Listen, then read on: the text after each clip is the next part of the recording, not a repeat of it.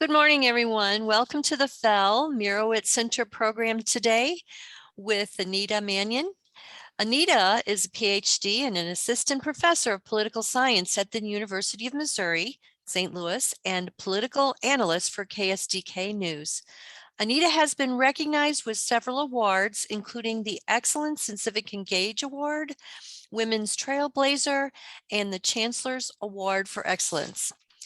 Her research focuses on the impact of policy on issues of equity, particularly in the areas of education and elections. I've got this thing. She's going to introduce us and educate us today on gerrymandering. So Anita, welcome, and thank you so much for speaking to us today.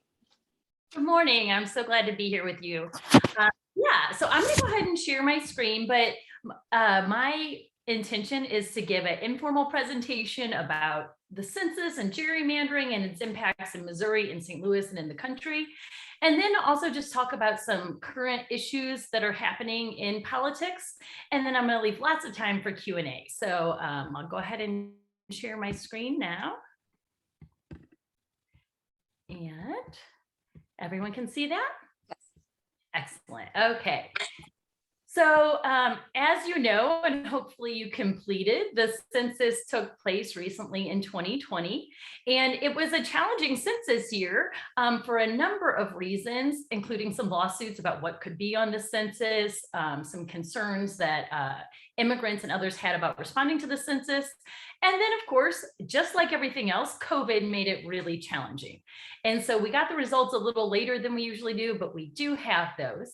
And this map here shows you the percent change in state population from the last census in 2010 to the most recent census in 2020.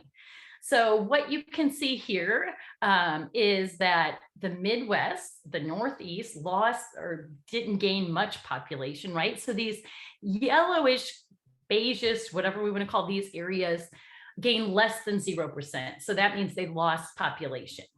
The darker the color of the state is, the more population they gain. So you can see states like Florida and Texas, states that we talk a lot about in election times, have gained a lot of population. And then states like California, a little less, but between 5 and 9.9%, and states like Missouri, somewhere between 0 and 4.9%. So really we see those gains happening largely in the South and in the West.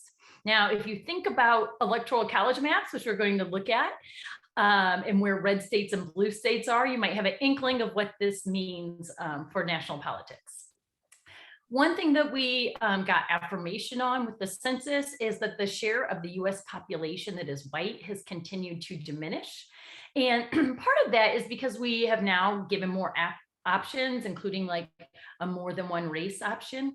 But currently, according to census data, the white share of the US population is about 58%. And we see big gains for the Hispanic percentage of the population.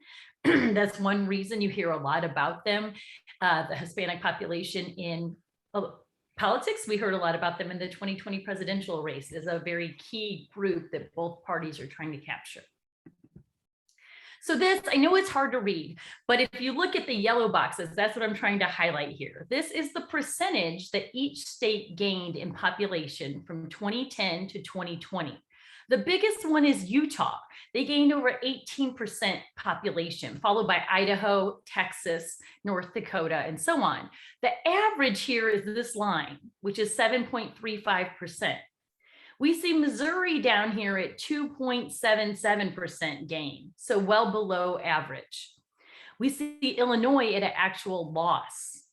And so what that means in one sense is Missouri fell from the 20th largest state to the 19th largest state by population, and Illinois fell to the 6th largest. So neither Missouri nor Illinois fared very well in population change from 2010 to 2020. Illinois actually, because part of that population change is how many seats you get in the House of Representatives, Illinois is actually losing a seat. We have Missouri, we lost a seat after 2010, but we're holding steady after 2020. So we will keep our current 8 congressional districts, which you can see on this map right here.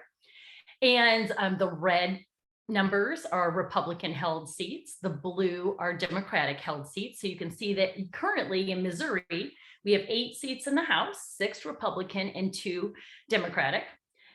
And here's the vote share in the presidential elections. So we'll talk more about that discrepancy as we continue to talk about gerrymandering. But so like I said, the good news is we didn't lose a seat. So when the census data comes out, those 435 seats in the House of Representatives are shifted around because that doesn't grow, it's proportionate. And so now we have the fight over how do we redraw those districts. And even in Missouri, where we're keeping all our seats, we'll still redraw those districts based on population shifts. So there is this website, and I can drop it in the chat when I'm finished if anyone's interested, where they have different types of maps. So depending on what is your priority when you draw these maps, that's one of the important questions. So Missouri will be drawing, as a state, 3 new maps. We're going to redraw our congressional districts, redraw our state Senate districts, and redraw our state House districts. And so there are different priorities you might have, like how do we make those districts really competitive, which is not what the political parties want. How do we give the best minority representation? What would that look like? How do we do the least splitting of areas? What are the most compact districts to keep things sort of together?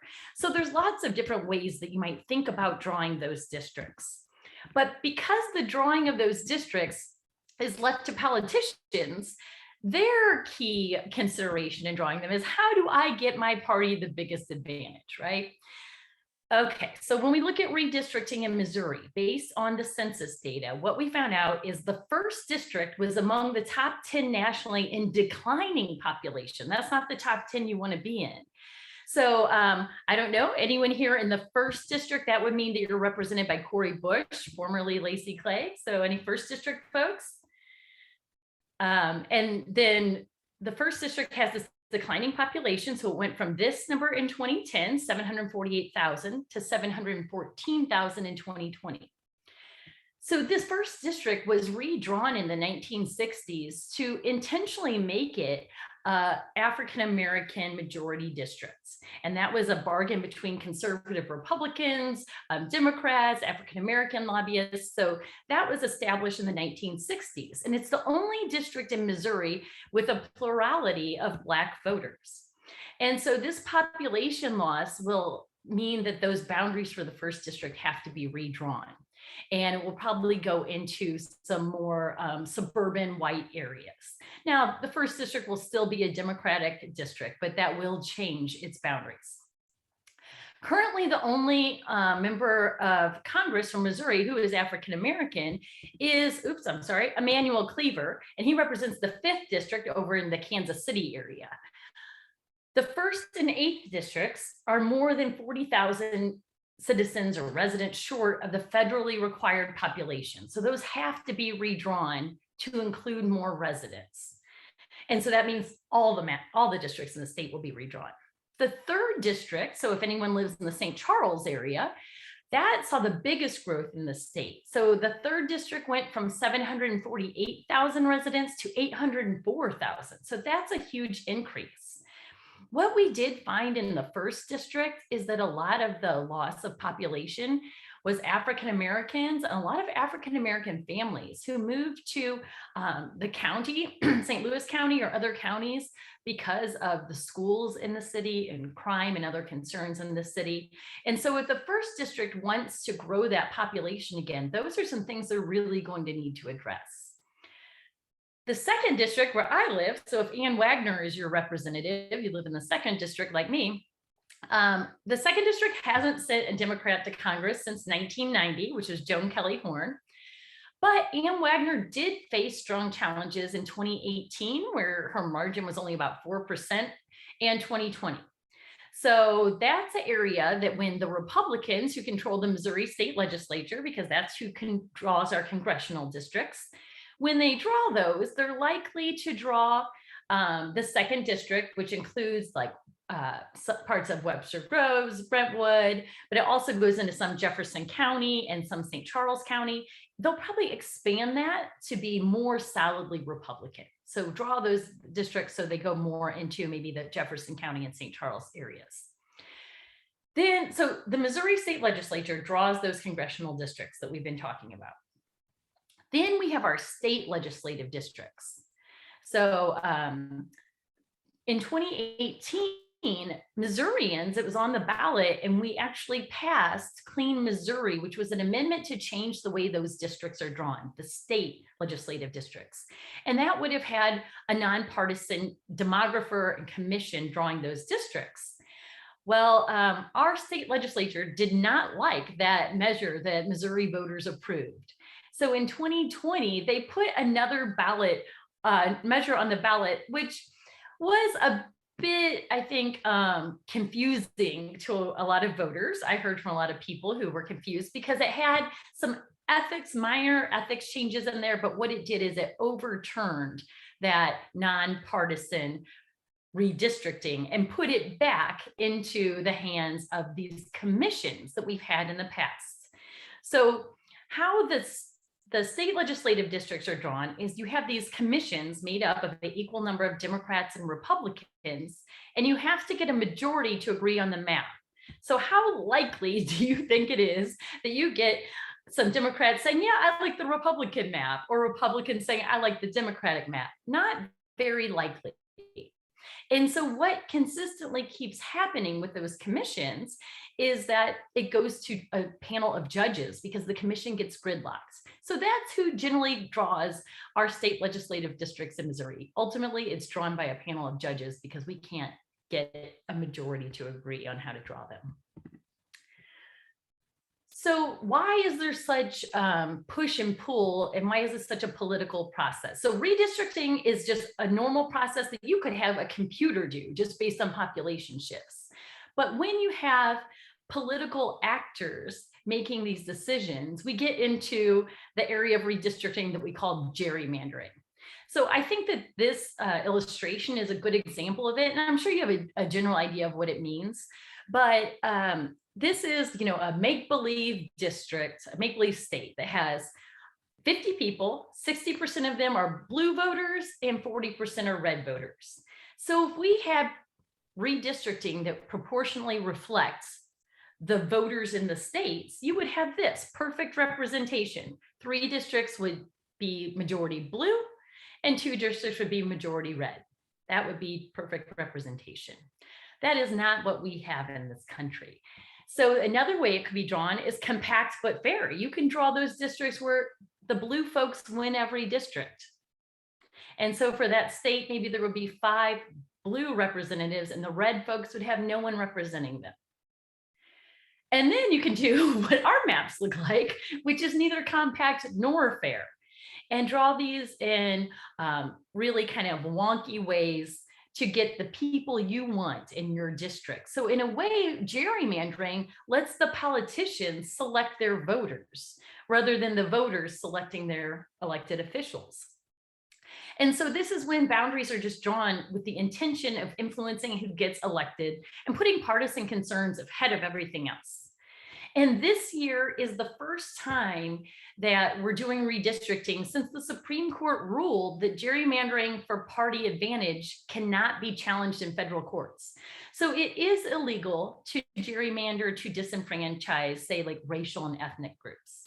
You can't, as has been done in our past, draw districts to disenfranchise, for example, Black voters. But you can draw them to disenfranchise, say, Democratic voters. Now, if it just so happens that 90+% of Black voters are Democrats, then can that be your rationale for drawing those districts?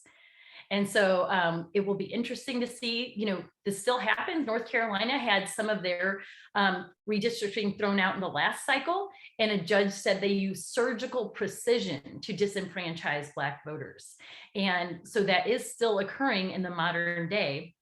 And one reason the gerrymandering is such a bigger issue than it used to be is because people would draw maps by hand. You can kind of say like, oh, I know that maybe the Central West End might lean more liberal, and I might know that St. Charles leans more conservative, so I can make these generalizations.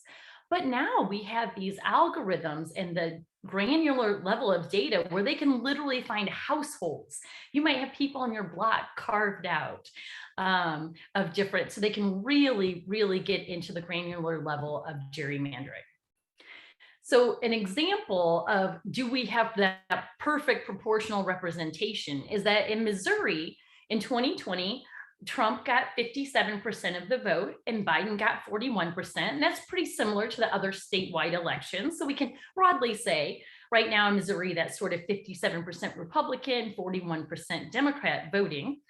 But our congressional representation, those 8 representatives we have, are 75% Republican, 25% Democrat.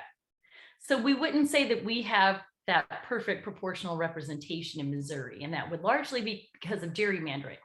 There is also the issue that we self-sort.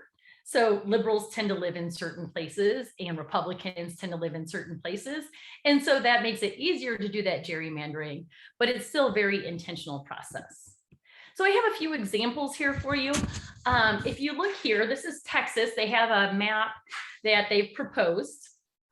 And one thing about Texas is they've made big population gains. We saw that in the census map. 95% of those gains have been people of color, but in their redistricting, people of color are not getting majority, say Hispanic or African-American districts. So it is benefiting white voters more than voters of color, this redistricting in Texas. The other thing I want to point out here is, if you see, this means this district goes Republican plus 3.5 points, Republican plus 9 points. So this would be a less safe, a more competitive district, for example, right here. That was under the old map. Under their new map, this would be a district that goes Republican plus 22 points. So now this district went from a competitive district to a very safely Republican district. And that was the strategy in this map drawing in Texas this year, is to shore up these districts that might start to get a little bit more competitive and make sure that they're not competitive. So if you see these new districts, there's no chance, for example, for a Democrat really to win any of these districts. The smallest margin you have is plus 12.8.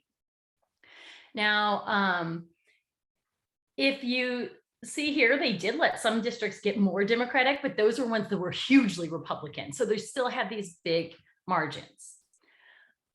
Now, it's not just Republicans who use gerrymandering to their advantage, but they've been much better at it. They got a strategy before 2010 to start really focusing on state house races, state Senate, states houses, knowing that that's where the redistricting happens for Congress. And they did. They took over and won lots of state level offices. And then that gave them the power to redraw districts in 2010, which gave them an advantage for the last decade in congressional races and the House races. And Democrats weren't as quick to get on that. And they're generally not as aggressive in the gerrymandering process, although there are certainly exceptions, like Illinois. I'm sure you've heard about this one. And so Illinois has passed this map. And if you see, this is the only highly competitive district. Everything else, look at the way that these are carved up, how you must have this really narrow line here to get all the Republicans in this one district, right? And so we call that packing. You want to pack all of the folks in one district and say, fine, you can have the 16th, but we're going to get all these other districts. Another way you can do that is cracking, where like that map we saw where they kind of zigzagged, where you try to bust up the people of the other party and make them really small minorities in a bunch of districts. So this is their new map. That's what the old map looked like. You can see how the Democrats in this state really chopped up these districts to their advantage. And so they lost a district. That always, when you lose one, that makes it even more contentious. And so now in Illinois, they're going to have 2 more Democratic leaning seats and 2 less Republican leaning seats. So the Democrats in this instance have done the same type of gerrymandering to benefit themselves. So why do we even talk about gerrymandering, or why do we care? Well, let me say that the first issue is when you have all of these non-competitive districts, what that creates is a situation where the primary is the real election. The general election doesn't matter because no one, and again, in this Texas example, no one from a Democratic Party is going to win this district. So it is, in that instance, conservatives fighting conservatives in the primary, and what is incentivized is being more extreme, whether it's conservative or liberal. And so we get candidates who are more extreme, the type of candidates who might, post a video of them killing one of their fellow members of the House of Representatives, and knowing that they will suffer no penalty in their district because that district is so safely in their political party that their base will appreciate that. They won't be penalized. It also means that policies can be implemented. I always tell people, like, please turn out to vote for your state and local elections. We talk about the Supreme Court and Congress and the presidency, and that matters. But also, if you care about things like gun rights, abortion rights, taxes, schools, it's your state and local elections that matter. And so when you have people drawn into these really conservative or really liberal districts, they can pass laws at the state level too that are really, extreme one way or the other. And again, they face no penalty for that because they're in a non-competitive district. They have nothing to lose. Some other issues with that is, I'll give you a few examples of situations where you have a state where maybe you're kind of split evenly. So for example, in Pennsylvania, Republicans got only about 49% of the statewide House races a couple cycles ago, but they got 13 of the 18 House seats. So if you're in that part of the population that you're like, wait, Democrats are 51% of the voters in Pennsylvania, but we have a minority of the House seats, it can make people feel like, their voice isn't heard. Like it's not worthwhile to vote. And like, I hate to use this term, but that elections are rigged, right? And so one trend that we have seen is these independent commissions, which I described that Missouri voters passed, but we did not get. So what you might notice though, and it's not totally true, but a lot of these states that have the commissions have been more liberal states. Again, not true. Colorado, Michigan, Arizona are kind of purple states. California, Washington, definitely blue states. And so in those states, California, for example, started this independent commission in 2010. And in 2012, their first cycle after that, 7 incumbents lost their seats. That's a big deal because incumbents get reelected in Congress at like 95%. It's a really high election rate. And part of the gerrymandering process is making sure that incumbents have safe seats, that they're not in a competitive district. And so what California has found is letting the Citizen Commission draw the districts has made those districts more competitive and has made incumbents' seats less safe.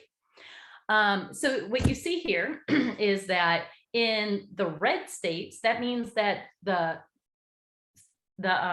maps are drawn by the state legislature, and the state legislature is controlled by Republicans. So Republicans have the advantage in redistricting in the red states. In the blue states, it's the same situation, but Democrats have the advantage. And in the pink states, it's a split. Gray states only have 1 district, so there's no redistricting. But we have seen this shift towards independent commissions. So since 2010 to 2020, we have Republicans gaining control of one state's redistricting, but the number of districts has went down because you have big states like California changing to these independent commissions. So there is a trend that we're seeing to push back against gerrymandering, but it's something to keep an eye on. Okay. So what does that mean for federal? This is for the presidential election, because the electoral college votes you have is based on the number of members you have in the House and the Senate. The Senate's always 2. So it's based on those population shifts. So we see here that California lost a seat, Oregon gained 1, Texas gained 2. So overall, Democrats lost 3 seats based on the last electoral college voting, would have lost 3 electoral college votes. and Republicans would have gained 3. So this is what the Electoral College vote was in 2020, 306 to 232. We also have redistricting at the city and county level, right? So it's never simple. In St. Louis City, the Board of Aldermen is working on their redistricting. They put a map out, which I'm going to show you in a second, that the committee has approved. But in addition to this just redistricting, St. Louisans passed in 2012 a plan to shrink the number of wards from 28 to 14. So that means half of the wards in the city are being eliminated. When you have a reduction like that, a consolidation, that means people are really worried about power and resources and which neighborhoods are getting what. And so there's that whole other layer on top of just general redistricting based on population. Just to throw a wrench in things and make it more complicated, a group also passed Prop R, or got enough signatures to get Prop R on the ballot for April. And what that would do is say that the city's redistricting would go to an independent commission rather than politicians. And so that's going to go on the ballot in April. If that passes, there will be some legal finagling on both sides, but theoretically, it could throw out the map that was just done, and they would have until August 31st for this independent commission to be put together, established, and draw a new map. So the Board of Aldermen President Lewis Reed opposes that, but it is something that is out there and is possible. This is the map that the committee approved for St. Louis City, and they're saying that 80% of neighborhoods are staying together under this final version of the map. And the others just mean they would be split into 2 different wards. So they say this is equitable. It also leaves 7 white majority wards and 7 African-American majority wards. So this is with the current map, and you can go online at St. Louis City's website and put in your address if you live in the city and see what ward you would theoretically be in. So this has been approved by the committee, and it needs to be approved by the full Board of Aldermen and the mayor. And then St. Louis County is also undergoing redistricting. For those of us who live in the county, they had this dream that they were going to have a commission of 7 Republicans and 7 Democrats. And the Republicans proposed the map on the left. The Democrats proposed the map on the right. And the main differences are where this boundary between the 1st and 5th districts would be. So we've heard of the Del Mar divide. So that's exactly what would happen here under this map. This map shifts this north of Del Mar. So that's one difference.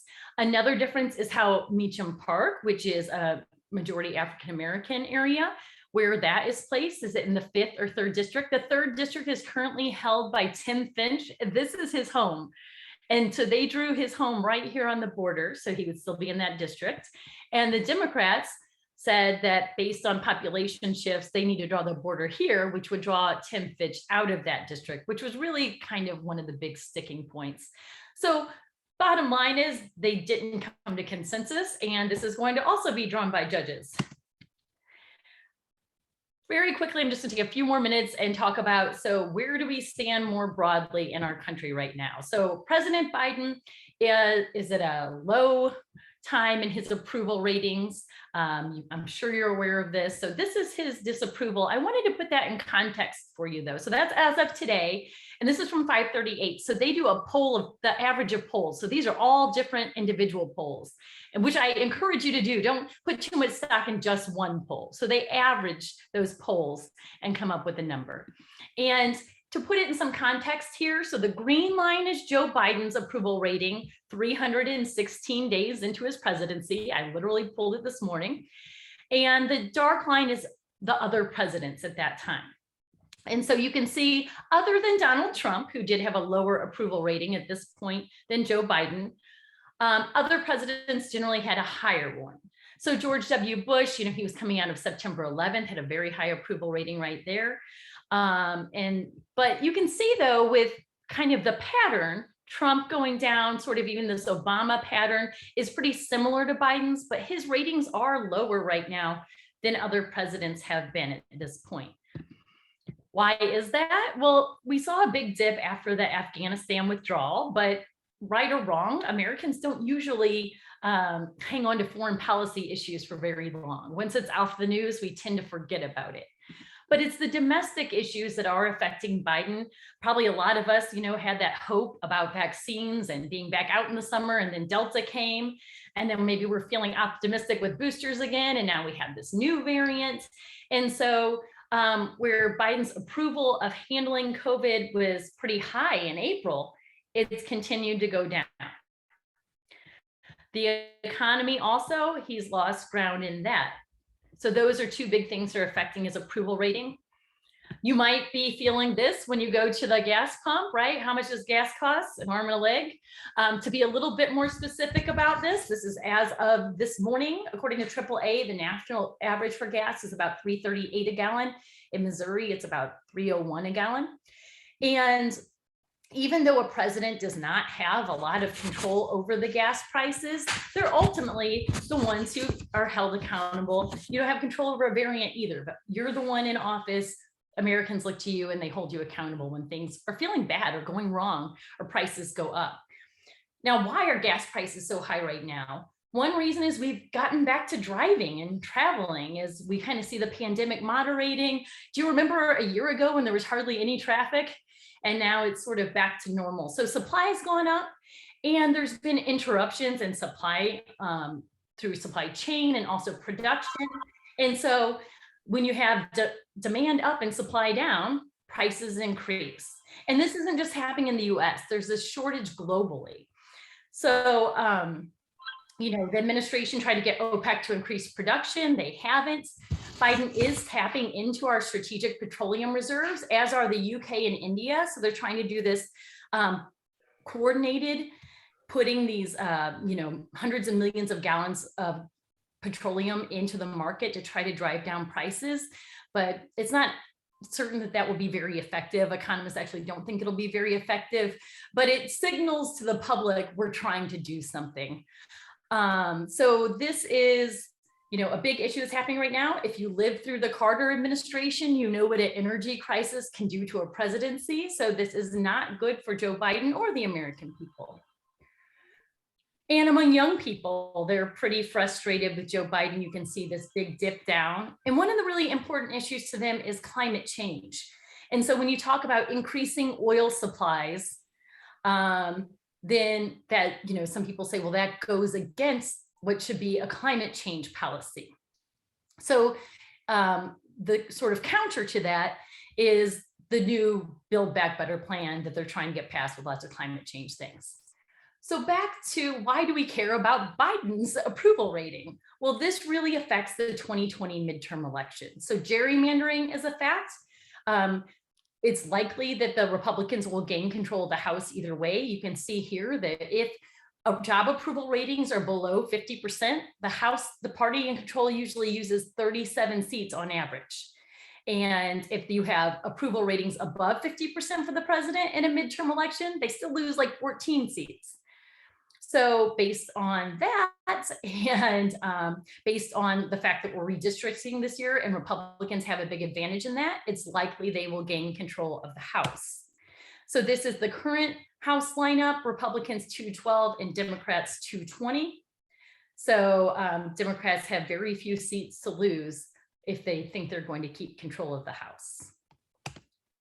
And recent surveys in these swing districts held by Democrats show disapproval of Joe Biden, and they also show generic Democrat versus generic Republican. Republicans favored in all those districts. Now we're still a year out, a lot can happen, but this is not making the Biden administration or Democrats feel very confident. And one last thing that I'll talk about before I stop for Q&A is the Missouri Senate race. So gerrymandering doesn't really affect the Senate because senators are in office for 6 years and they represent the entire state. But it does affect what the Senate can get done because they need to work with the House to get things done. So as you probably know, Roy Blunt has announced, like many sort of moderate Republicans, that he will not be seeking re-election. And a whole slew of folks, both Democrats and Republicans, stepped up to declare that they're running. So some of the front runners are here. You might recognize some of these folks. Eric Schmidt, I would say among Republican Party establishment, is sort of one of the favorites, and he is our state attorney general. He's made a name for himself with a lot of these lawsuits against COVID mask mandates and other issues. Eric Greitens, our former governor, is also sort of one of those high profile candidates. They're all, and then you might recognize Mark McCloskey, sort of infamous for his gun wielding when protesters were around his house. We also have some current Missouri state representatives who've thrown their hat in the ring. And on the Republican side, they're all vying to get that Trump endorsement. So much so that Eric Greitens has even hired Donald Trump Jr.'s girlfriend to be part of his campaign staff. So they're definitely vying for that Trump endorsement. So I will wrap it up with this, that polling on the Senate candidates, this was as of a month or so ago, and it's a margin of error of 4 points plus or minus. Former Governor Eric Greitens was polling the most favorable. Now, part of polling at this point is also name recognition, but he was polling the best with this. SLU did this poll. The Attorney General Eric Schmidt, 33% favorable, US Rep. Vicky Hartzler, 28%, and Mark McCloskey, 28% favorable. Overall, Governor Parsons' approval rating from August had grown from August 2020 to 2021. So Missourians were happy with his job performance. And they also approve of his handling of the pandemic, and they disapprove of Joe Biden's performance as president. The last one I'll mention is Senator Josh Hawley. His approval rating has improved in Missouri over the last year. And he got a lot of attention over protests at his house, and then also his role on the January 6th certification and sort of that infamous photo of him outside to the then protesters, later rioters. So I'm gonna stop there because I wanna leave plenty of time for Q&A, but if there's other things you wanna talk about, I'm happy to try to field those questions as well. I think I just typed a couple questions in the chat. Okay. And I just want to thank you. This is so informative, and thank you for sharing this with us. You're very welcome. So let's see, Judith, did you want to, I think you're muted. I don't know if you want to look at the chat. Oh yeah, I typed it in. Do you want me to read it? Oh, hold on. No, I'm okay, sorry. so, Judith, but go ahead. You can just ask your question. Go ahead. Okay, so my two questions were, I so respect and admire Justice Breyer, but how can we encourage him to step down before the primaries? And also, can you speak to relying on polling? Because they have often seemed to be inaccurate in kind of the recent past. Yes. So when it comes to Justice Breyer, he's been posed this question because he had a book out recently. He was doing some interviews where I think he tried to make it clear that he isn't going to be pressured in retiring. But I have to also assume, based on what happened with Obama's nomination of Merrick Garland and Mitch McConnell's maneuvering to not have a vote on that, taking the gamble that Trump would win the election and that they wouldn't pay an electoral price, which they didn't. And then also after Ruth Bader Ginsburg died, much closer to the election than the nomination of Merrick Garland, going ahead and pushing that vote through for Amy Coney Barrett. So the Republicans have maybe been inconsistent in the way they've handled the Supreme Court nominations, but in the end, it's been effective. And they haven't really paid a price for it. And I think we saw in the discussions yesterday around the abortion case that, this could have a real lasting impact.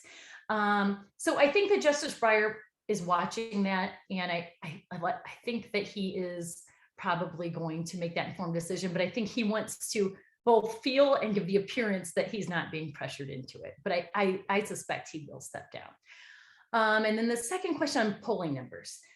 So it's interesting. Polling, for example, I think the time it really came under scrutiny was the 2016 election, right?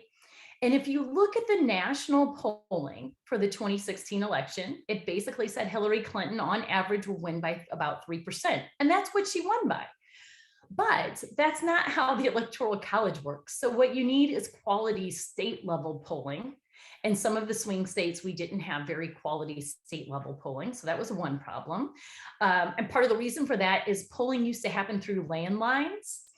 some of you all might still have landlines in your homes, but none of my students do. None of my siblings do. And so when you're dealing with cell phones and other things, it makes polling more challenging.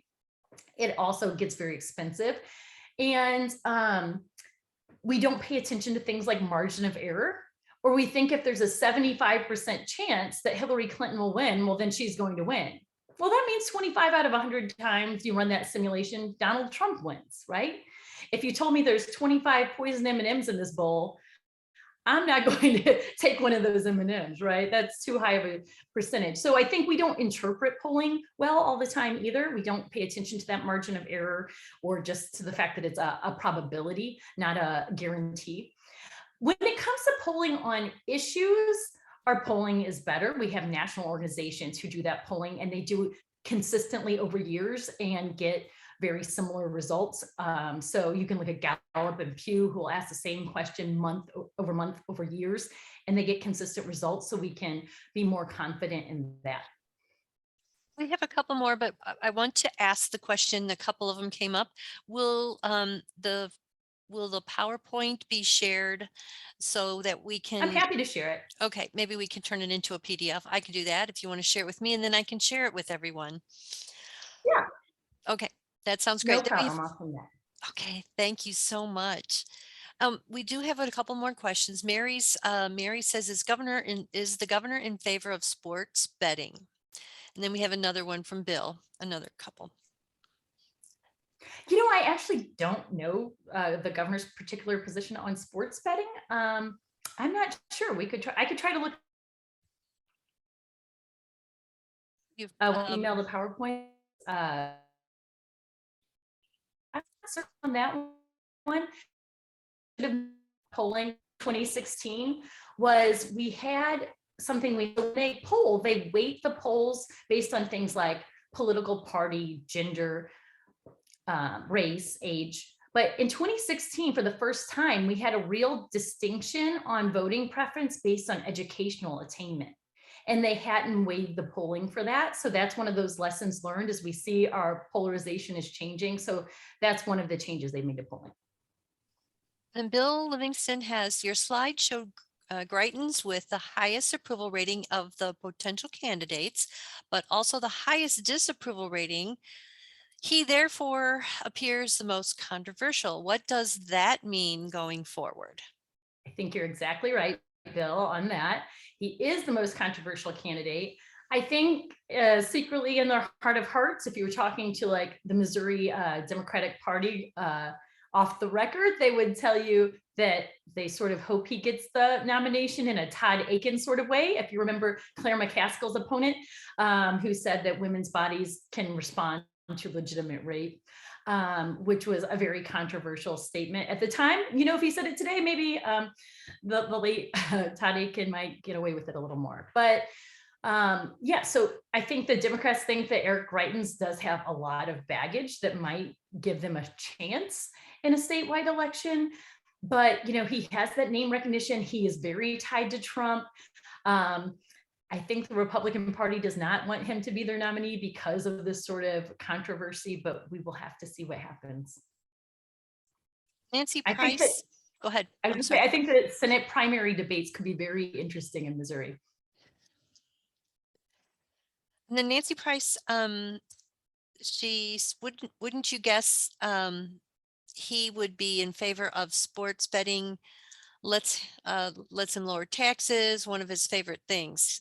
That's absolutely. I mean, you know, it's interesting though, because on the flip side, you could say, well, then wouldn't he support legalization of marijuana, because that would let him lower taxes? But generally, Missouri Republicans oppose that. So, you know, I don't know. I do think that in general, Republicans are in favor of less regulation, which would mean expanding the gambling. And we do already have riverboat gambling and other things here. So it's entirely possible he supports it. I just don't know if he has a stated position on that.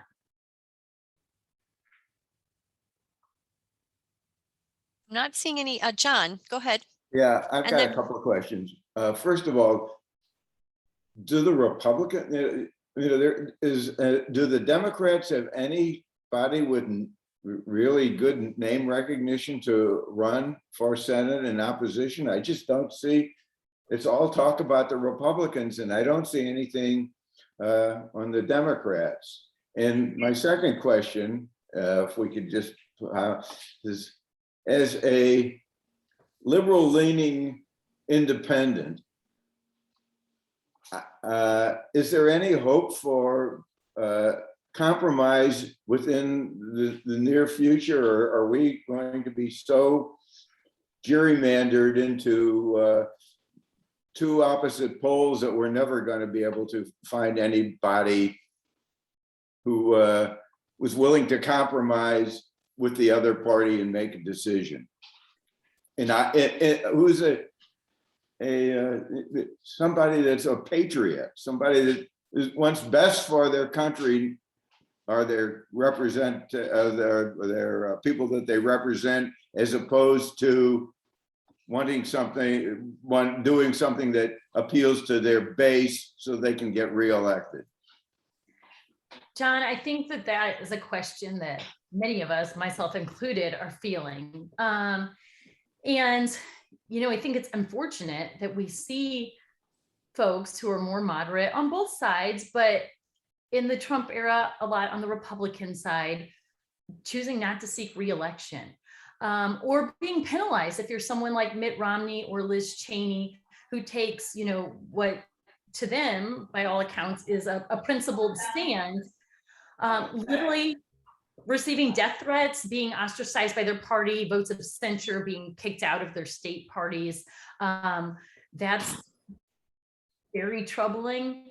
You know, we just did see, I think, so a glimmer of optimism is we had the bipartisan infrastructure bill.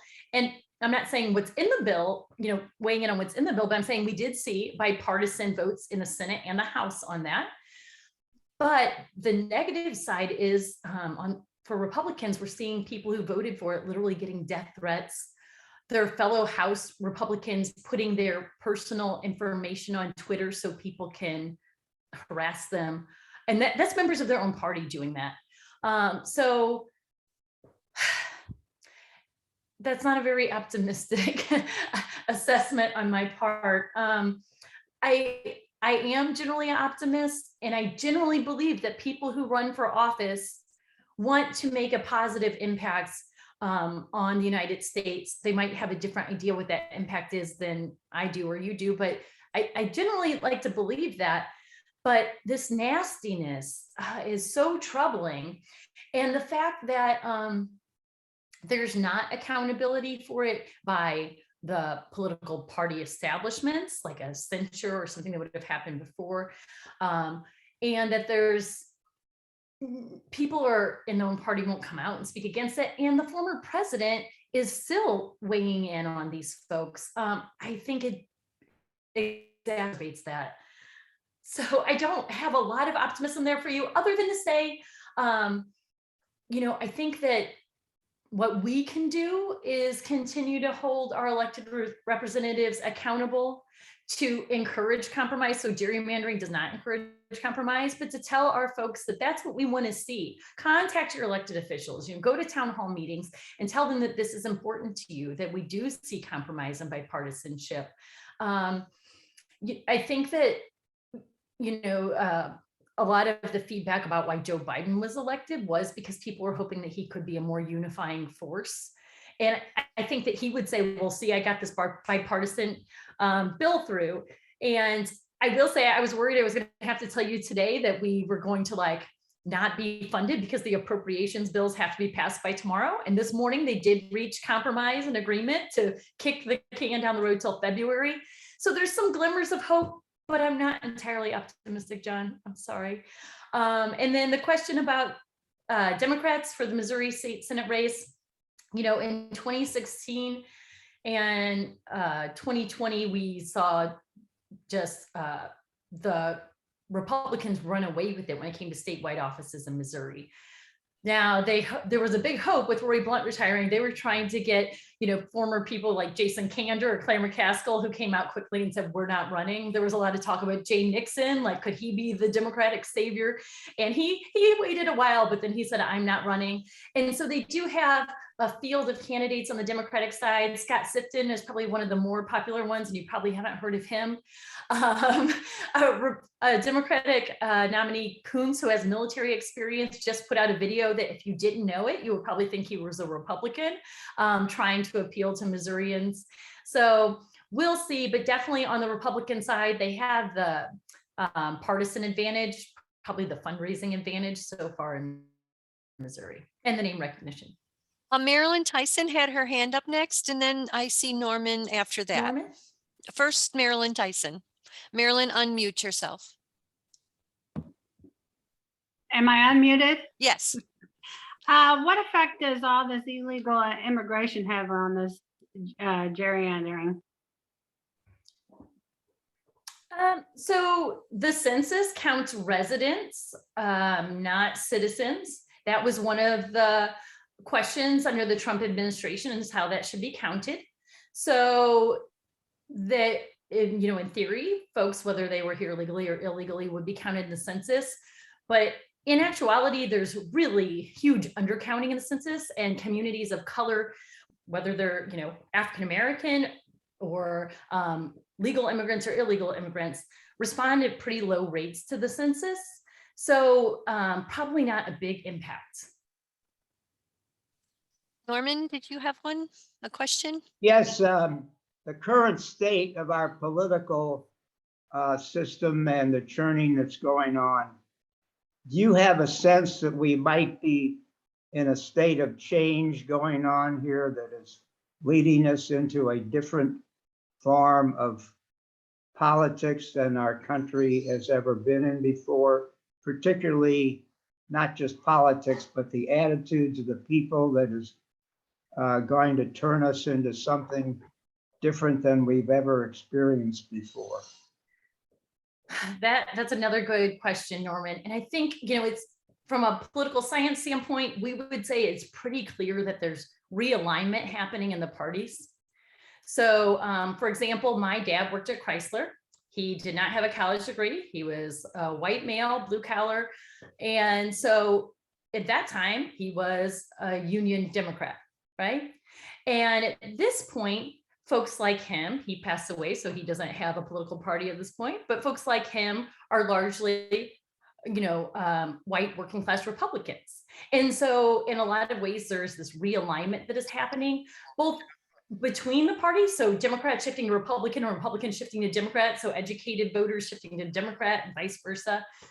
But also within the parties, we see this churning, right? So you've got the Bernie Sanders, Cory Bush part of the Democratic Party, and you have the Donald Trump part of the Republican Party. So there is definitely realignment happening. As far as, is this different from what we've experienced before? As I watched January 6th, I don't know about the rest of you, but tears are rolling down my face. It was stunning. And my colleagues and I actually just presented a paper at a conference about what contributed to January 6th. And a lot of it is misinformation in rhetoric that is incendiary. And I think one of the factors, and you can't blame it all on this, but one of the factors that is happening, just like with gerrymandering, our ability to really target data has made gerrymandering a lot more impactful. We've always had people on both sides of the spectrum who are extreme, but social media, cable news, talk radio that allows people to just hear one point of view, that we literally are living in different realities. And that on social media and these platforms, that there is no journalistic standards and anything can be spread, and it's spread very rapidly. And all of this research shows that misinformation has spread a lot faster on Facebook and Twitter than real legitimate news. And so that means that people are acting on things they truly believe, but are just patently false. And so when we have a literal different reality, I think that is very dangerous. And I'm not sure how we come back from that. I think some of the social media platforms are under pressure right now to do more fact checking, to be more accountable, to get rid of some of these groups that are domestic and international that are spreading misinformation. But ultimately, people move to another platform like Parler that has no censorship or something else to get the views that they want to hear. And I think that that is part of the danger that we're facing right now. We are trying to teach critical media literacy to our students so that they can be better at this, but I'm not sure beyond that what the solution is. Bill Livingston, you need to, yeah, okay. Do you see any chance of having splits in the parties, so we end up with maybe 3 or even 4 parties where some of them are more moderate, Democrats splitting into 2 and Republicans the same? That's a good question. I think we are seeing that sorting among parts of the parties, but there is such an incentive for us to keep a 2-party system because that's who runs their campaigns, that's who funds them, that's who is automatically on the ballot is Democrats and Republicans. If you're a 3rd-party candidate, you have to do other things on the ballot. If you're a Democrat or Republican, you're automatically on there. You even saw Bernie Sanders, who's an independent, but when he runs for president, he's a Democrat, right? And so we are so entrenched in that 2-party system that I think people are going to be hesitant to split off from it because it lowers their electoral advantage. We would have to do some changes in the way that we run our elections to make that more of a reality. Nancy Price had a comment, misinfo that is falling on fertile soil is messaged to what the target fears. It's a comment. Right. Do we have more questions? And, I encourage us to also be accountable before you share a story with your friends, whether it's via email or social media or talking, fact check where that came from. I always tell my students, I could just manufacture a chart right now and post it and you would share it without going back to fact check it because, someone I know shared this, or I like what that chart says. I'm not very popular on social media because I fact check people no matter what they're posting and what their leanings are. Doesn't make me a very popular person. Do we have any further questions today? Oh, the slides. Yeah, I do. Okay. I got one. Getting back to the primaries, which is the root of all evil, I believe. I've often wondered, they are party elections, the Republican Party, the Democratic Party. Who pays for them? It's a good question. So when it comes to running the election, the county or the election administration largely paid for them.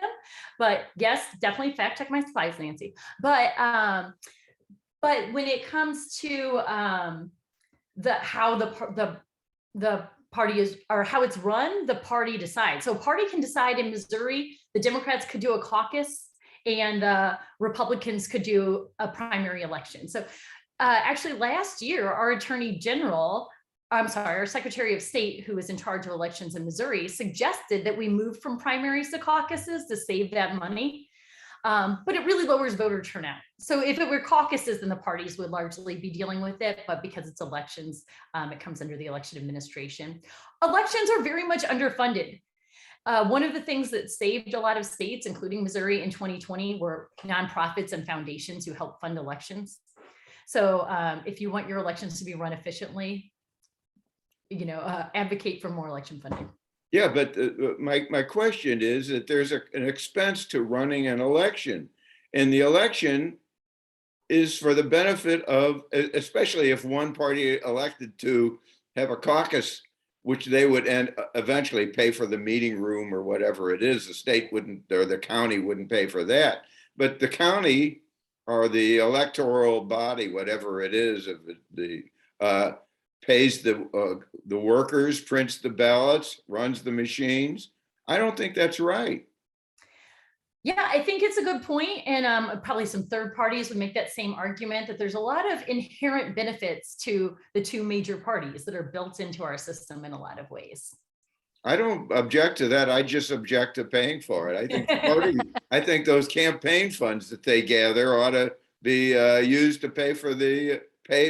reimburse the county. Well, don't get me going about campaign finance, John. And I will just say one more time that when it comes to some of these issues of polarization, I do think it's problematic, and we can point, to things in our systems or in our social media that are out there. But I think what we can always do is look back at ourselves and think, how can we make the system better? So try not to vote at all your elections, be informed, think about the information you're spreading, try to have real conversations with people who have different viewpoints than you. These contact your elected officials. These are things that are within our power instead of kind of throwing up our hands or getting mad at other people. I try to also think about what can we do? What is our role to play here? I suggest, have you heard of the group No Labels? Uh-huh. I suggest that you chat with them or they chat with you, because that's kind of what they're fighting for. It isn't kind of, but it is. Yeah. Yeah, it's definitely what, I encourage in my classroom and on a campus. How do we have difficult conversations with people with different backgrounds and perspectives than us? Because that's the only way we're going to move forward together. Anita, thank you so much. This was very informative. Lots to think about. And we will share the PowerPoint. Anita will send the PowerPoint to me, and then I can get it off to everyone in their email. And thank you so very much for speaking with us today. We really appreciate your time and all the information that you shared. You're So very welcome. It's nice to be here. bye, Thank everyone. you. This was excellent. Thank you. We'll see you. Bye-bye.